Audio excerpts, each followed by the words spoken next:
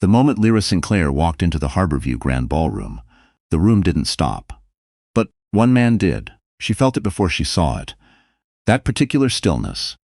The kind that comes from someone realizing, too late, that the ground has shifted beneath them. She'd spent 14 months learning to ignore that feeling. Tonight, she let herself notice it. Marcus Delvey was standing near the bar with his hand resting on the small of another woman's back. His fingers went rigid first, then his jaw. Then the glass he was holding tilted just slightly, and the woman beside him, the one in the ivory dress with her hair swept up perfectly, reached out and steadied it without even looking at him. She was used to steadying things for him. Lyra knew exactly how that felt. She didn't stop walking. 14 months ago, she had stood in the kitchen of the house she'd helped design, the house she'd spent 3 years decorating corner by corner, and Marcus had told her he wanted a divorce. He hadn't been cruel about it. That was somehow worse. He'd been calm, almost clinical, like he was presenting a quarterly report. The company was restructuring. This marriage no longer fit the portfolio. He'd said the word partnership 4 times in 20 minutes. He never once said he was sorry. Lyra had asked him if there was someone else. He'd looked her in the eye and said no. She'd found out about Celeste Barrow 6 days later through a mutual friend who thought she already knew. The Harborview Charity Gala wasn't the kind of event Lyra would have attended a year ago. Back then, she'd been the wife of Marcus Delvey, CFO of Delvey Strand Capital, and charity galas were obligations. Evenings where she smiled in the right direction, remembered which fork to use, and made small talk with people who were really talking to her husband. She'd been invisible in the most expensive way possible. Tonight, she was there as Director of Community Investment for the Ashford Group.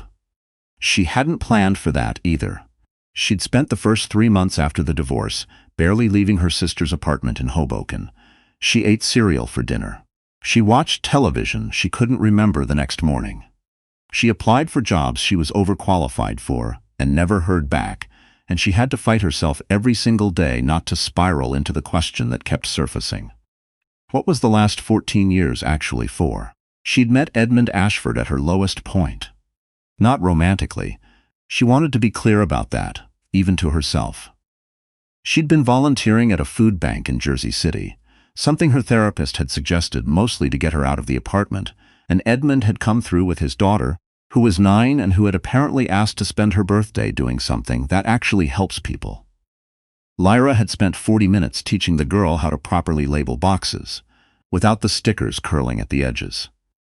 Edmund had watched the whole thing, and then, very quietly, handed her his card. She'd thrown it away.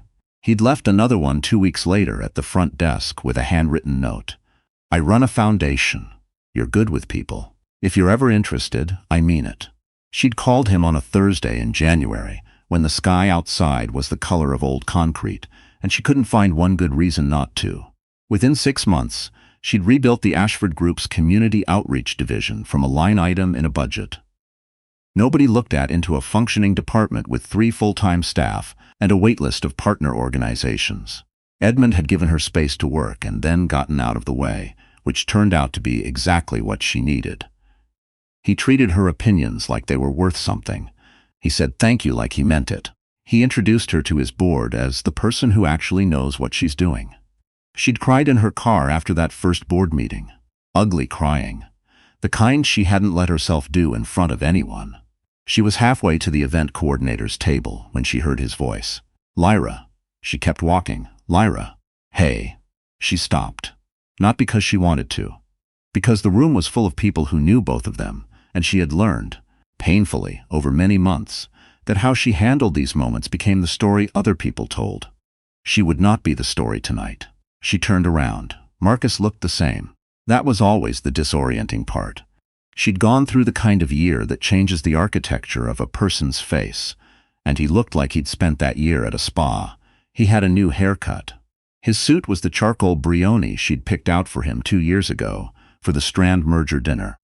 I didn't know you'd be here, he said. I'm here with the Ashford Group. We're one of the sponsoring organizations. Something shifted in his expression.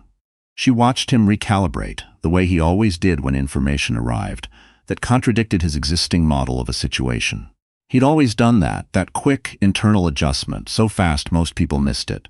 She'd spent years reading him. She wasn't sure if that was a gift or a wound.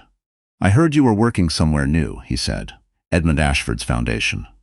Director of Community Investment." The name landed. She saw it. Edmund Ashford was not someone you mentioned casually in rooms like this one. The Ashford Group controlled $11 billion in assets, 3 hospital networks, and a philanthropic endowment that had recently made the cover of Fortune. Edmund himself had been named one of the 50 most influential people in American business for the 4th consecutive year. Marcus had spent the last decade trying to get a meeting with him. Marcus stopped, started again. "That's great. That's really great, Lyra." Behind him, a few feet away, Celeste Barrow was pretending to look at her phone. Lyra had seen photographs of her before. She'd only done it once on a particularly bad night, deep in her sister's guest room, with the lights off. Celeste was younger than her by about 8 years, and she was beautiful in that very particular way that made Lyra feel like she'd been measured against a standard she hadn't known she was being tested on. Celeste worked in Marcus's office, in acquisitions. She had an MBA from Wharton and a smile like a press release. Tonight she was wearing ivory. Lyra didn't know if that was deliberate, but she felt the edge of it anyway. "We should catch up sometime," Marcus said. His voice had that careful quality, the one she'd learned to recognize as him managing a situation rather than living in it. "We really shouldn't," Lyra said, and walked away. She found Edmund near the East Terrace, talking with 2 members of the hospital board. He saw her coming and excused himself with the kind of effortless grace that came from decades of knowing when to end a conversation. "You look like you need something cold to drink," he said. "I need you to tell me what the next agenda item is so I have something to concentrate on." He handed her a glass of water from a passing tray. "We're presenting the East Side Health Corridor proposal at 9. You're introducing it." "Good." She took a drink. "That's good."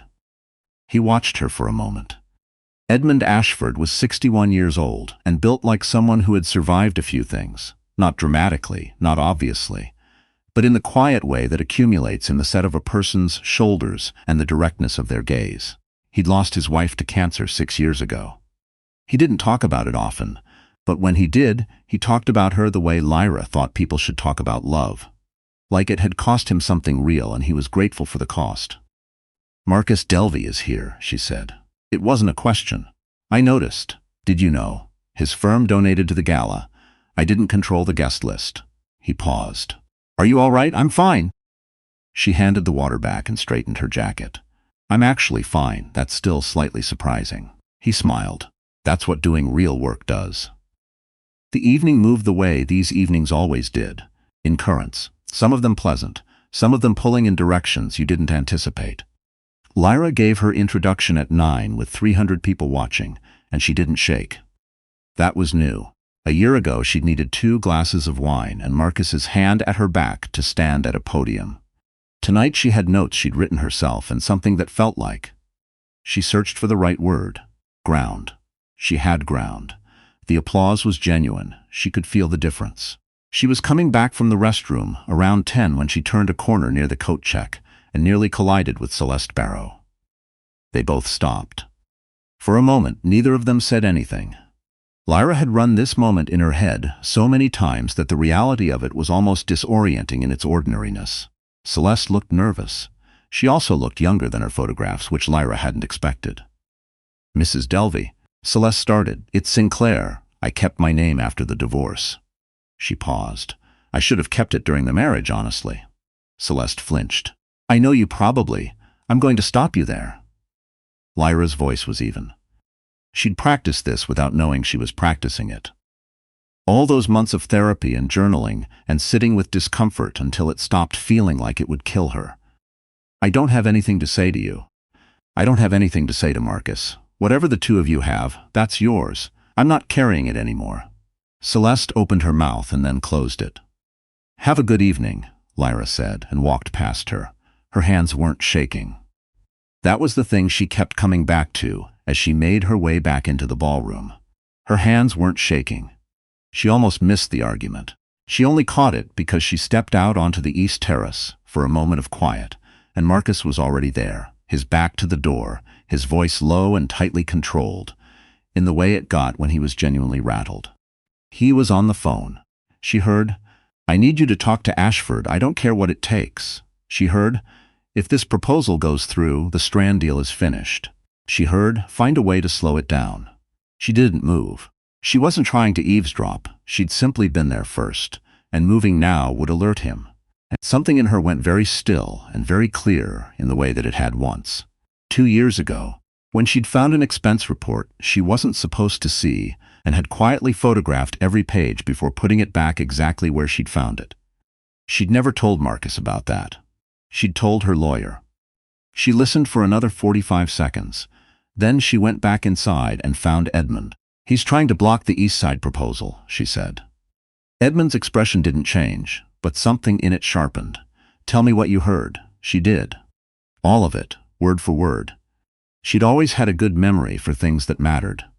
When she finished, Edmund was quiet for a moment. "Delvey Strand has a competing development interest on the east side of the corridor. I knew that. I didn't know he'd try to apply pressure through external channels." He looked at her. "Are you willing to put that in writing?" "Yes. It won't make you popular with certain people. I was married to Marcus Delvey for 11 years. She picked up her glass from the table beside her. "I already know what it feels like to be popular with the wrong people." Edmund nodded slowly. "Then, when I hired you, someone on my board told me it was a risk, that you were untested in this field, and you'd only been recommended by a volunteer coordinator at a food bank in Jersey City. That's accurate. I told him I'd made most of my best decisions based on exactly that kind of information." He lifted his own glass. "People who show up at food banks in January aren't doing it for their resume." Lyra looked out across the ballroom, at the chandeliers and the silk tablecloths, and the people who moved through these spaces like they were entitled to them. The way she had once moved through them herself, not realizing that she'd been borrowing the entitlement from someone else. She thought about the woman she'd been 14 months ago, standing in that kitchen, listening to Marcus tell her the marriage no longer fit the portfolio. She thought about the cereal, the concrete sky, the card she'd thrown away. She thought about the 9-year-old girl who'd wanted to spend her birthday doing something that actually helped people, and how Lyra had spent 40 minutes teaching her to smooth stickers without letting them curl, and how that had felt. In that gray, diminished January, like the only thing she'd done in years that was exactly what it appeared to be. Marcus found her near midnight as the event was winding down and the catering staff had begun to clear the outer tables. He'd had more to drink than usual. She could tell by the way his careful quality had slipped just slightly around the edges. "I heard you're doing well," he said. "I am. Ashford's got you doing what exactly? Fundraising? Events? Strategy? Partnerships? I'm leading the East Side Health Corridor proposal." He was quiet for a moment. She watched him understand what that meant. "Lyra." His voice had changed, softened in that way it sometimes did late at night when the performance got too heavy to maintain. "I know things ended badly. They ended the way they ended. I made mistakes." She looked at him. Really looked at him. Not with anger, not with grief, not with the longing she'd spent months dragging herself out of. Just with clarity. The kind that comes when you've finally been somewhere long enough to see the whole shape of a thing. "You told me there was no one else," she said. He didn't answer. "I found out from a mutual friend, Marcus. I found out from Caroline Haynes at a birthday party in her backyard in Montclair. She thought I already knew." She paused. "That was 6 days after you told me there was no one else. I was trying to protect me from something you'd chosen to do." She shook her head, not with anger, with something more like pity, which she hadn't expected. "That's not protection. That's control." He looked down at his glass. "I don't know what you want me to say. I don't want you to say anything." She picked up her coat from the back of her chair. "I'm not angry anymore. I want you to know that, because I think you're expecting me to be, and I think you've built your evening around managing that. I'm not angry. I'm not hurt. I'm just done, Marcus. I've been done for a while." He was quiet for a long moment. Then, "You seem different." "I am different." "Good different?" She considered that. Outside, through the tall windows of the ballroom, she could see the harbor. The lights from the bridge were reflecting on the water in long, broken lines. She'd always loved this view from this building. She hadn't been back since the Delvey Strand anniversary dinner 3 years ago, when she'd stood at these same windows in a different dress and thought, faintly, I should feel happier than this. Yes, she said. Good different. She put on her coat and walked toward the exit where Edmund was already saying his goodbyes to the board members, already glancing in her direction to make sure she was ready, the way he always did. Not watching over her, exactly. More like aware, present. The difference between someone who sees you as an asset to be managed and someone who simply sees you. She'd learned, over 14 months of hard rebuilding, that those two things felt completely different. She'd also learned that she used to not be able to tell them apart. That was the thing about losing everything familiar. The one thing it gave you, if you were willing to stay in the discomfort long enough, was the ability to finally see clearly what you'd been too comfortable to examine. Marcus hadn't taken that from her. He'd just created the conditions under which she'd had to find it herself. She wasn't grateful to him for that. She wasn't anything to him for that. She was just free. The East Side Health Corridor proposal passed the following month with full board approval. The Delvey Strand competing bid collapsed during the due diligence phase, when 3 separate community organizations submitted formal objections, citing prior misrepresentation of development timelines. Documentation that Lyra had personally helped each of them organize, not because Edmund had asked her to, but because she'd spent 11 years learning exactly how financial reports were structured to obscure rather than reveal. And it turned out that knowledge was still useful. Just in a different direction than she'd originally acquired it. Edmund had read the final board memo in her office doorway on a Tuesday afternoon in March, and then said, simply, well done. She'd said, thank you. She'd meant it in all the ordinary ways. But she'd also meant it in the way you mean it when someone has, without quite intending to, handed you back a version of yourself you thought you'd traded away for a life that turned out not to be yours after all. She kept the second card he'd left for her. Not in a box, not in a drawer, on her desk, under the edge of her keyboard, where she could feel it sometimes, without looking for it. If you're ever interested, I mean it. She'd been interested. She'd meant it too. And for the first time in longer than she wanted to count, the life she was building felt like something she had actually built. Not borrowed, not performed, not arranged for someone else's portfolio. It was hers. That was everything.